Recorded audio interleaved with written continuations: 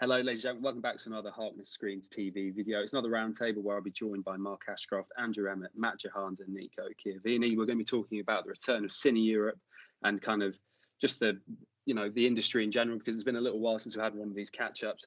But yeah, exciting times ahead with a return to Barcelona coming up next week. Mark, Cine Europe's back. Yes, it is, and we're excited. We've actually been around for a few trade shows just recently. We were at Cannes, the International Film Festival. We were able to make it to CinemaCon in Las Vegas, courtesy of the Virginia state government. Last week we were in Deauville in France with the French team, and yeah, a couple of us are heading to Barcelona, ably led by Tony Dilly. Yeah, of course, Tony unable to join us today because he's having a little bit of a break before he goes gallivanting off again from the family. Now, Andrew, obviously you're someone who's been fairly present at a lot of these trade events pre-COVID. It must be pretty good to know that these sort of things are coming back into our lives on a more regular basis. No, certainly it'll be my first cinema trade show in, well, what's going to be about 2 years. So I think this is going to be my 7th year in Barcelona. So missing last year, it did feel a bit strange to not be there, not seeing all the same people that we normally see, having a good time. Really, it's a very social industry, a lot of passionate professionals, and I think for Europe, it's a good opportunity, everyone to get together and meet. It's not just having a good time. There's a lot of good business that happens there, but it is a very enjoyable week, which we normally have. So yeah, looking forward to the next week. Of course, and obviously, Mark, there would have inevitably been a bit of a change to the way that these things have been done in the past. With the recent trade shows that have gone on, what's the feedback that you've been given in regards to how they've been conducted and how they've been received by people that have been attending or kind of been there as exhibitors? I think overall, Joe, what we've heard is quality, not quantity. So we've had some very strong meetings. The footfall's not necessarily been at pre-COVID levels. The industry are pleased to be back together, and we're certainly seeing the industry being prominent in its support for the reopening of cinemas around the world, and demonstrating the impact that great movies can have on everybody's lives. And thankfully, we're seeing the likes of Shang-Chi making great box office at the moment, and that's very encouraging. Yeah, of course, and obviously with the release of, I think it's James Bond either this week or next week. I can't exactly remember from the top of my head, but I was looking the other day because I'm trying to get tickets. Everywhere's booked up, unsurprisingly, I suppose, after 2 years of that film basically just been sat in all these projection studios. Matt, it must be tremendously exciting to see all these kind of, when you're seeing the box office have these returns after such a long time when there's been no returns. Yeah, absolutely. I think this has been the difficulty. If I look back to the sort of early days of the pandemic, and a lot of the cinemas around the world were not getting the content, because of different closures and things, it's been a very difficult time. So I think now that there's such a backlot log of slate and a good slate coming in, and if we look sort of, globally, not we're European here, but if we look globally here, different regions, different countries are opening up at different times. We're getting all these different areas open, which all have their own backlogs of different movie slate. It's just fantastic to see. And I think there's different buzzes around the world, not just Hollywood content. Use the example of Bond as a classic one that's going out there, but lots of regional content. Again, all those slates are building up. So it's, very nice to see a exciting surge time. Yeah, of course. And obviously in and amongst all this, Harkness has obviously had to adapt. We talked about that a lot during the pandemic in terms of how Harkness has changed the way that it does business. I'm on the notes from a little conversation I had with Mark the other day about this call was, working globally and not regionally. Mark, I was wondering if you'd be able to kind of enlighten everyone as to what exactly that kind of sentence there that I picked out means. Very much so, Joe. I look at where we were before the pandemic, and in the majority of regions, Harkness had a critical mass that allowed it to have its own manufacturing facility, its own sales teams, its own customer service teams. Through the pandemic, we've attempted to protect all of our manufacturing assets. So our facilities in China, India, France, the UK, and the US remain and are able to supply product.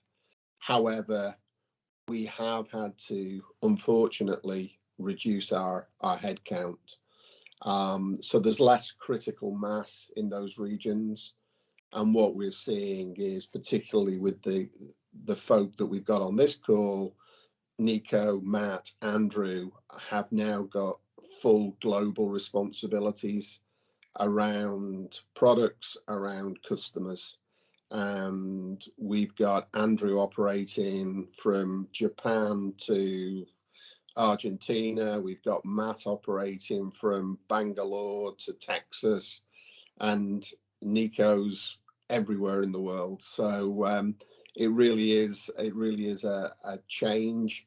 Our team are anxious to work with customers, and we're not limiting our customers to who they can work with. Of course, and obviously, Nico, you're kind of one of those that's been sort of coordinating across time zones for a decent amount of time now anyway. How have you found the challenge of the added responsibility and this kind of new ethos that Harkness has taken on? It has been a quite difficult time, and now seeing globally and talk with people globally, and so those reopening is so beneficial for ourselves, for everybody, and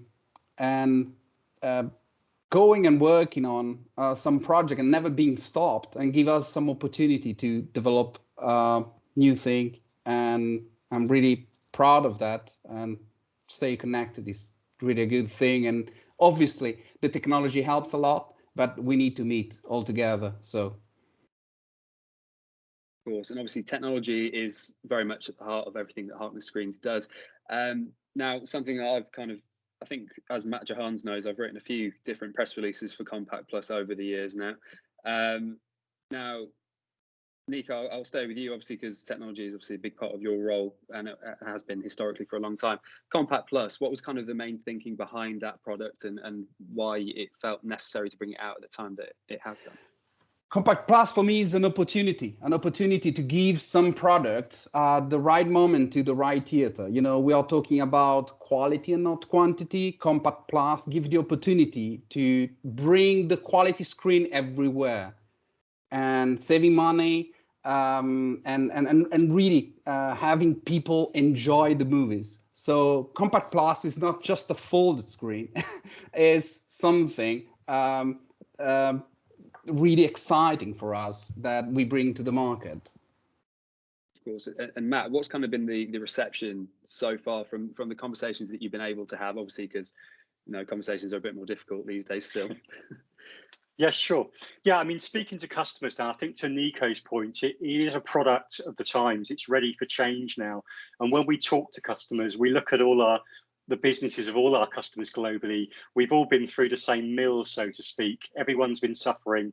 The most important thing for the cinemas is to reopen, get some revenue in, so things are tight. So looking at opportunities like Compact Plus, where some considerable savings on freight can happen, for example, is always of interest.